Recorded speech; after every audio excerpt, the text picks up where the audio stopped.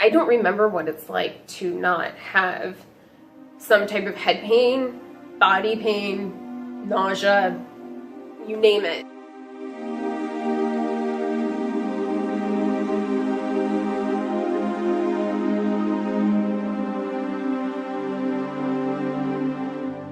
I've been living with this illness for 16 years.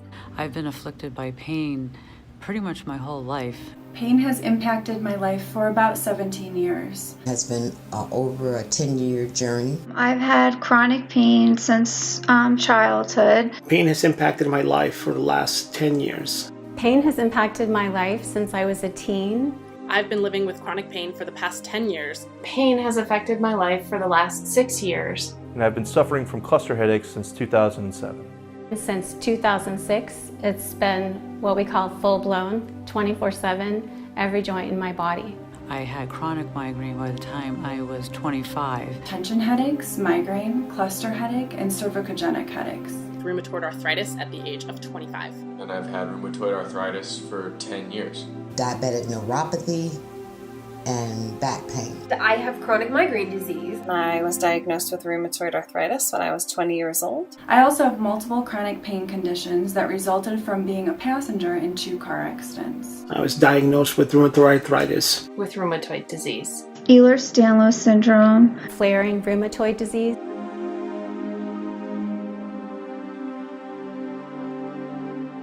Trying to do what would be considered normal everyday activities and trying to do them without showing the level of pain that I'm really in.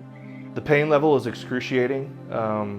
It's considered by many scientists to be the most painful condition known to science.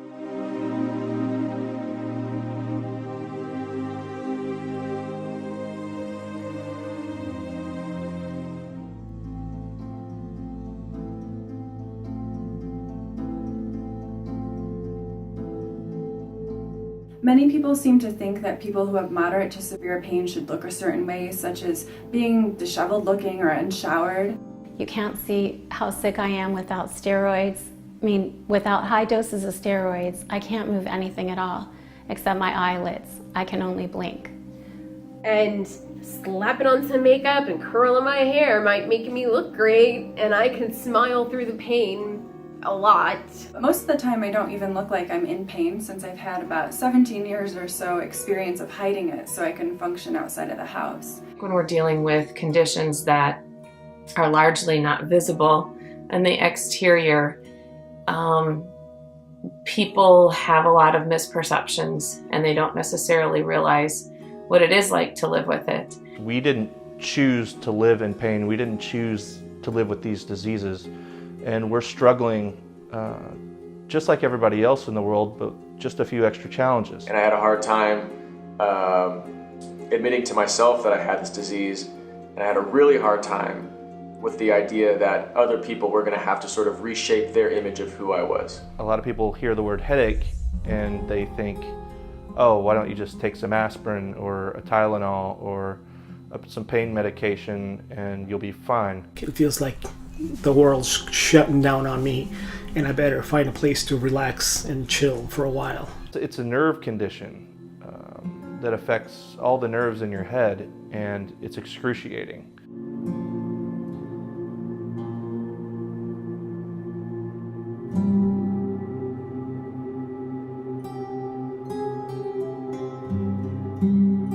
It takes a whole lot of energy every day, both on the physical and mental level, to be able to withstand the level of pain and still function.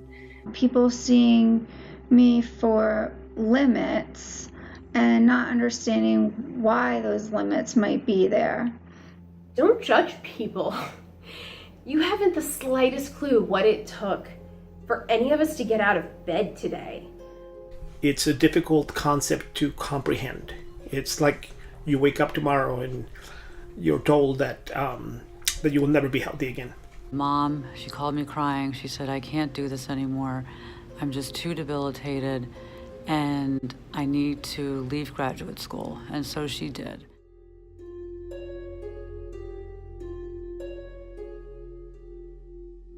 I every day is more difficult than the day before, and there's no cure. For many patients like me, there's only steroids. That's the only relief that we get. It's very, very hard to deal with. Thoughts of suicide are a regular occurrence. We just want to be normal. We just want to be able to do the things that other people can do.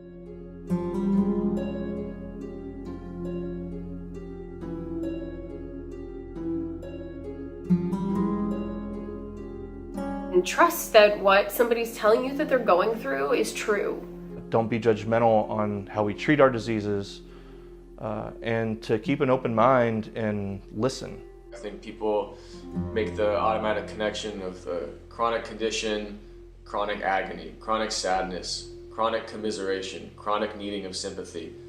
Each one of us is in a different journey, so I can't say, I can tell you what it's been like the last 10 years, but I can't tell you what it'll be like tomorrow. I had to figure out what medications I could use to control my RA while I was pregnant and breastfeeding. I had to figure out how to keep my pain in check enough so that I could keep up with my kids, who only move faster and faster as they get older.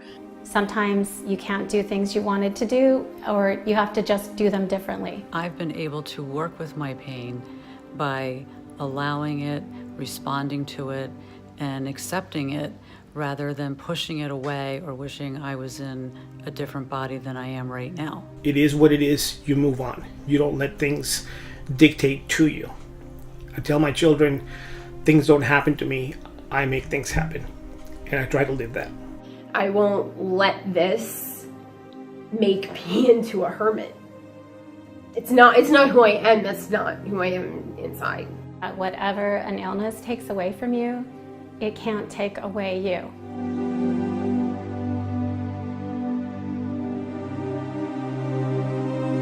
We're all human beings. We didn't choose to live in pain. We didn't choose to live with these diseases.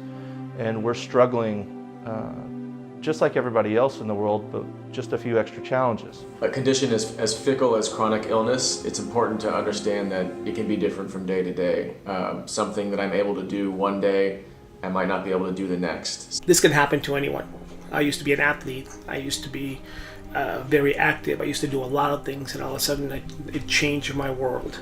And that even when I'm not having a happy moment, or I'm having a flare, or a bad pain day, it doesn't mean that I don't have a happy life. I've allowed the pain to not dictate who I am.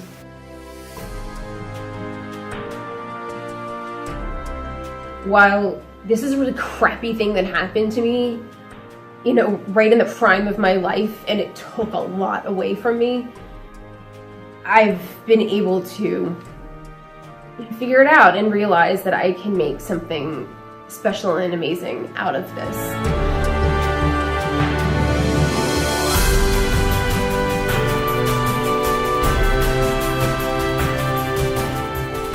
I don't want to be known as that guy that has RA. I want to be known as me. I was a dad, I was a friend, I was a cousin, I was an uncle, a husband, and I had RA. I want it to be a footnote.